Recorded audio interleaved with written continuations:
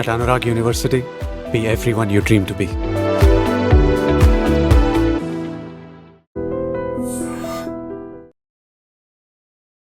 వాగర్థావివ సంపృక్తౌ వాగర్థ ప్రతిపత్తయే జగతః పితరౌ వందే పార్వతీ పరమేశ్వరౌ.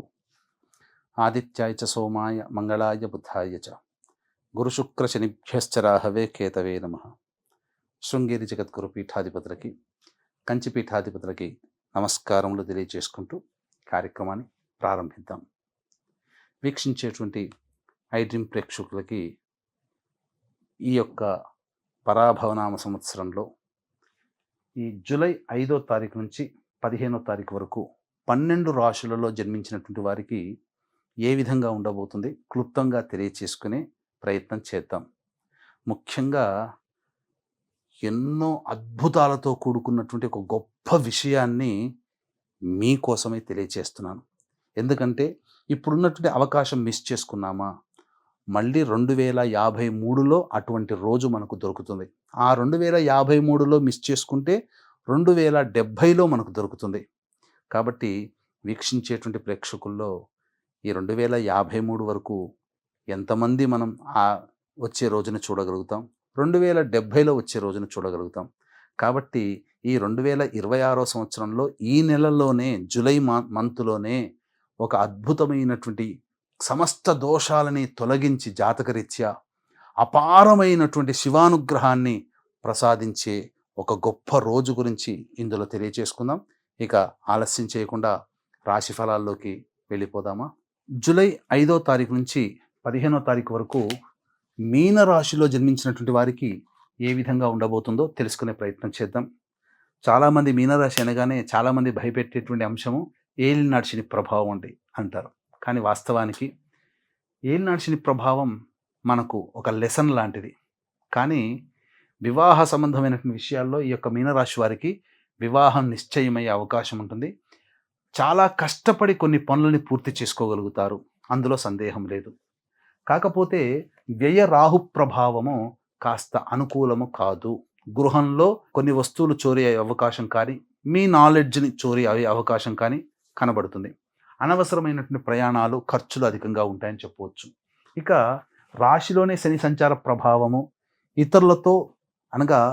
ఇతరులతో కొన్ని సమస్యలు రావడం, అలాగే దంపతుల మధ్య, ప్రేమికుల మధ్య ఇబ్బందికర పరిస్థితులు అనేటువంటివి ఉండడం, దీనికి తోడు దాంపత్య యోగానికి కారకుడు శుక్రుడు షష్టమంలో ఉండడం, ఇవి అగ్నికి ఆజ్యం పోసినట్టుగా ఉంటాయి. అంతేకాకుండా దశమ స్థానాన్ని కూడా శని వీక్షణ చేస్తుండడం వల్ల ప్రతి ప్రయత్నంలలో ఆసక్తి ఉండదు, పోస్ట్ పోన్మెంట్ అవుతూ ఉంటుంది, ఆటంకాలతో ముగుస్తూ ఉంటుంటాయి. కాబట్టి శని అనుగ్రహం లేదు.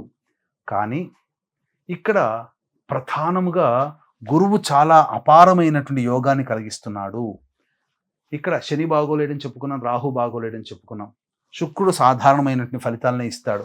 కానీ అపారమైనటువంటి దైవ యోగము గురువు అనుకూలంగా ఉన్నాడు. కాబట్టి ఎన్ని ఇబ్బందులు, కష్టాలు వచ్చినా తుదకంటూ వీదే పైచేయి అవుతుంది. కీర్తి ప్రతిష్టలు పెరుగుతాయి, ధనాదాయం చాలా చక్కగా ఉంటుంది. దీనికి తోడు కుజుడు కూడా వృషభ రాశిలో స్థితి పొంది ఉండి ప్రధానంగా మీరు శక్తికి మించి పనిచేసేటువంటి శారీరక మానసిక శక్తిని కుజుడు కలగచేస్తాడు. అలాగే అదృష్టాన్ని తీసుకుని వస్తాడు. ప్రతి ప్రయత్నంలో ముందడుగు వేసే అవకాశాన్ని కుజుడు కలగచేస్తాడు. ఎంత శని ఆపుదామనుకున్నా కుజుడు ఈ గ్రహాలు మీకు అనుకూలంగా ఉండబోతున్నాయి. అయితే అర్ధాష్టమ రవి ప్రభావము ఉద్యోగంలో మాత్రమే కొన్ని ఆటంకాలు. కాబట్టి మీ పేరు ప్రతిష్టలకి కొంత ఇబ్బందికర పరిస్థితులు ఎదురయ్యే అవకాశం ఉంటుంది. నిరుద్యోగస్తులు ఇంకొక 1.5 month వరకు వెయిట్ చేయక తప్పదు మంచి ఉద్యోగం రావడానికి. ఈ లోపల ఏదైనా ఉద్యోగం లభిస్తే మీరు ప్రయత్నం చేసి ఆ ఉద్యోగంలో జాయిన్ అయిపోండి.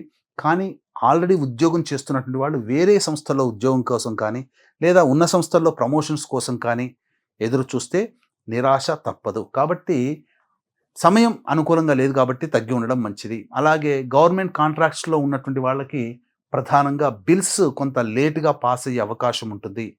ఉద్యోగస్తుల్లోనే కాస్త మానసికమైన ఆందోళన అధికంగా ఉంటుంది. కాబట్టి తర్వాత బుధుడు చాలా అనుకూలంగా ఉన్నాడు. ముఖ్యంగా 8వ తారీఖు నుంచి ధనపరమైనటువంటి సమస్యలు తీరుతాయి.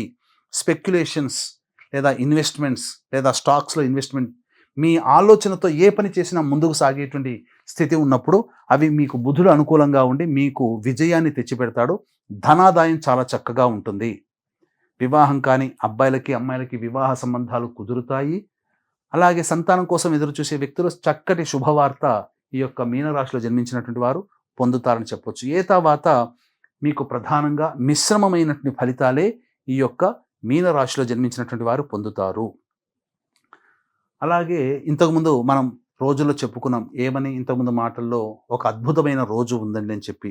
అదే జూలై 13వ తారీఖు రోజున ఏర్పడే మహాశైవాఖ్య యోగము.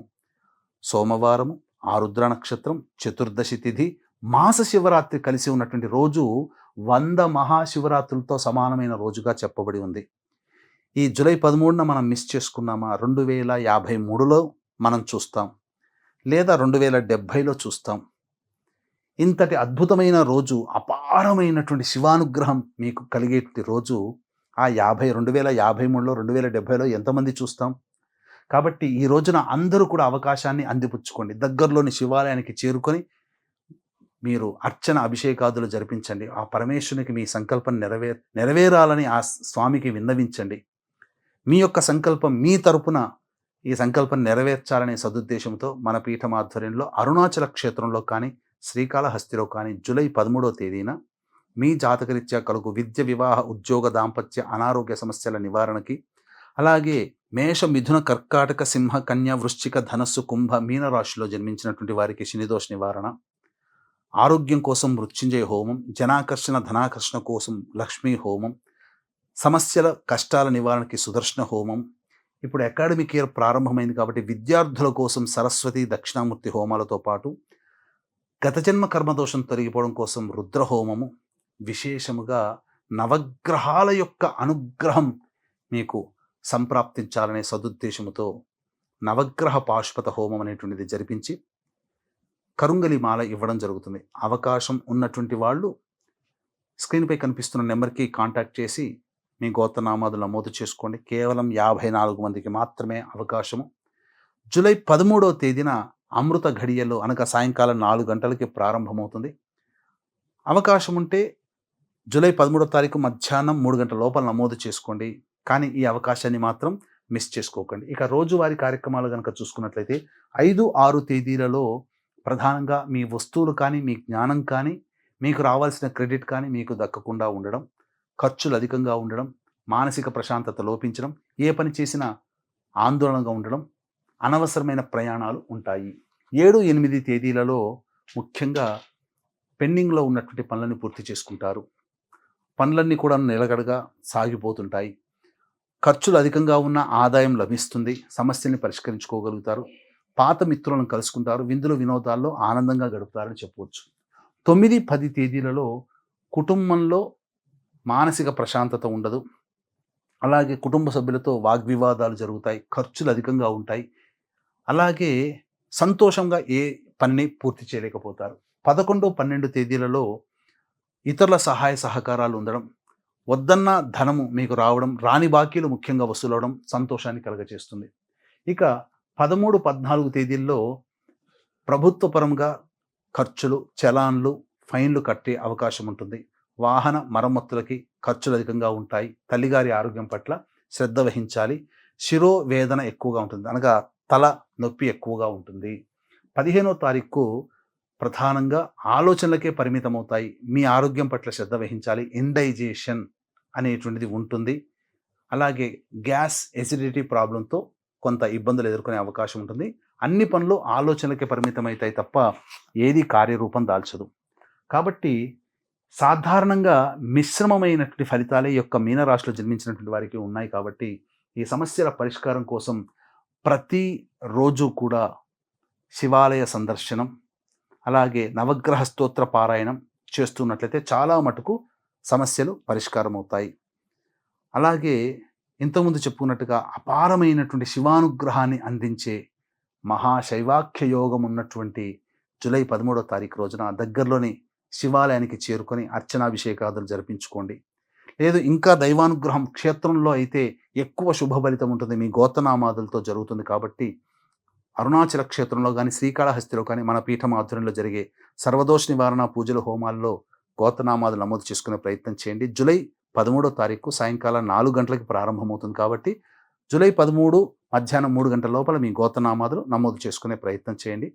పరమేశ్వర అనుగ్రహం సంపూర్ణంగా మీకు కలిగి మీ సమస్య నుంచి బయటపడాలని ఆకాంక్షిస్తూ సర్వం శ్రీ ఉమామహేశ్వర పరబ్రహ్మార్పణమస్తు.